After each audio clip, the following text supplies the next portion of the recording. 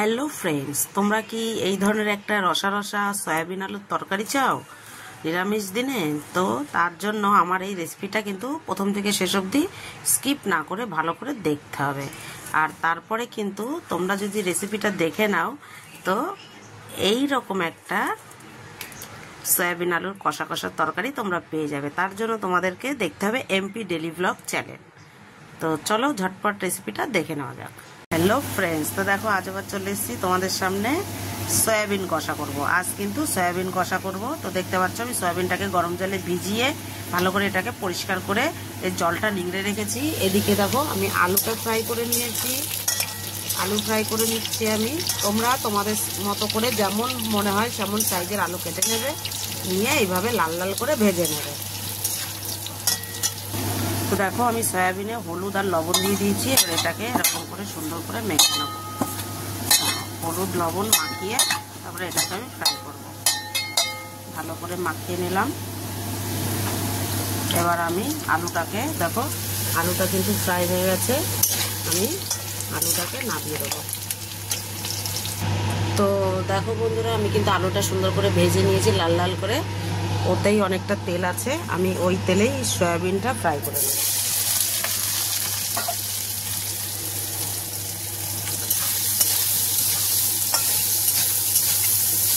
সুন্দর করে লাল লাল করে আমি সয়াবিনটাকে ভেজে নেব।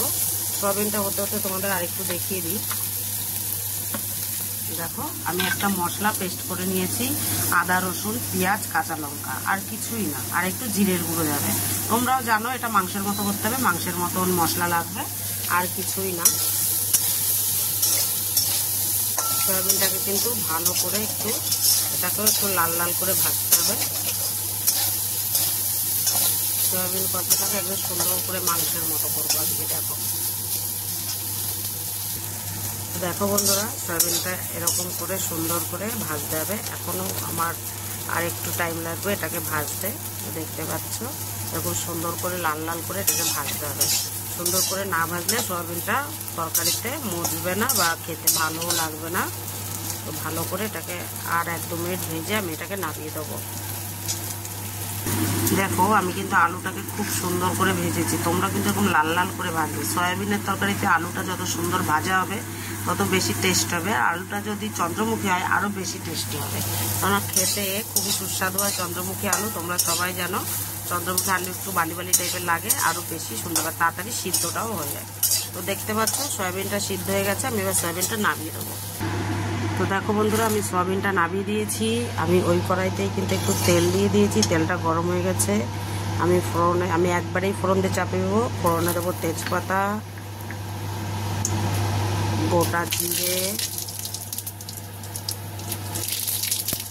এটাই ফোড়ন।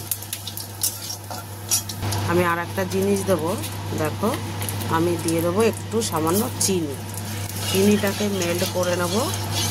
এই চিনিটাই কিন্তু টেস্ট বাড়াবে তরকারিতে। চিনিটাকে আমি পুরো মেল্ট করে নেব।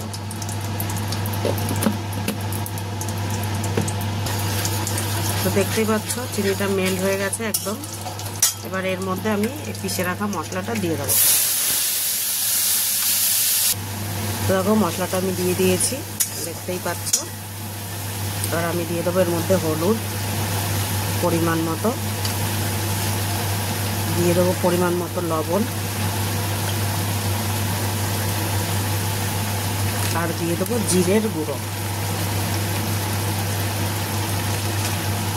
এটাকে ভালো করে মিক্সড করে নেব।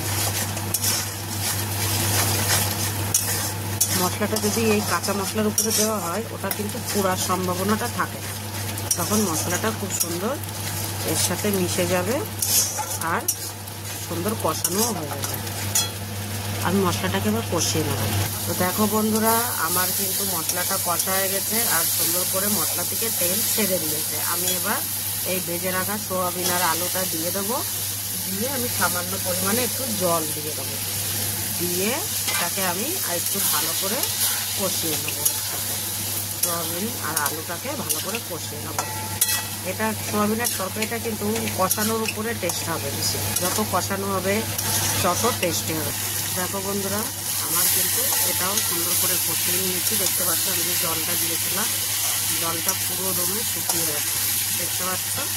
এবার আমি এতে আর একটু জল দিয়ে দেবো একদম পরিমাণ মতো। যেহেতু আমার আলুটা তো অর্ধেক সিদ্ধ হয়ে গেছে, 20-30% সিদ্ধ হয়ে গেছে, আমি আর একটু জল দিয়ে দেবো। যেহেতু জলটা একটু কম আছে, জল দিয়ে দিলাম আমি, দিয়ে এবার এটাকে ঢাকা দিয়ে দেবো আলুটা সিদ্ধ হওয়া পর্যন্ত।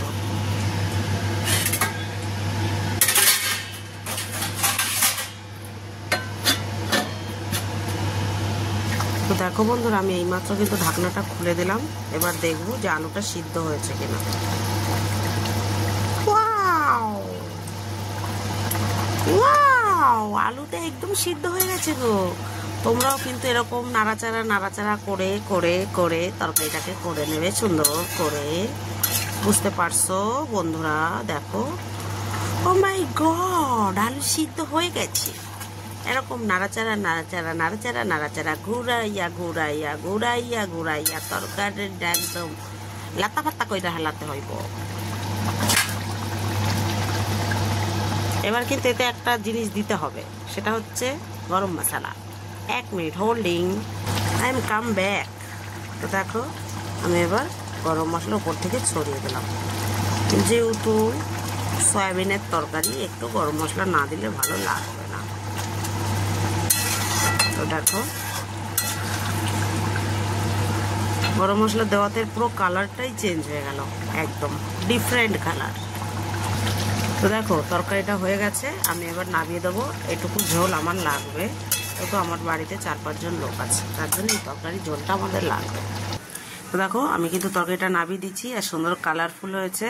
তো তোমরা যদি এরকম একটা রেসিপি চাও, তো বাড়িতে অবশ্যই ট্রাই করো রেসিপিটা দেখে। তো ভালো থাকো, সুস্থ থাকো, আর ভালো লাগলে অবশ্যই লাইক, কমেন্ট, শেয়ার, সাবস্ক্রাইব করতে একদম ভুলবে না। তো ভালো থাকো, সুস্থ থাকো, গুড বাই।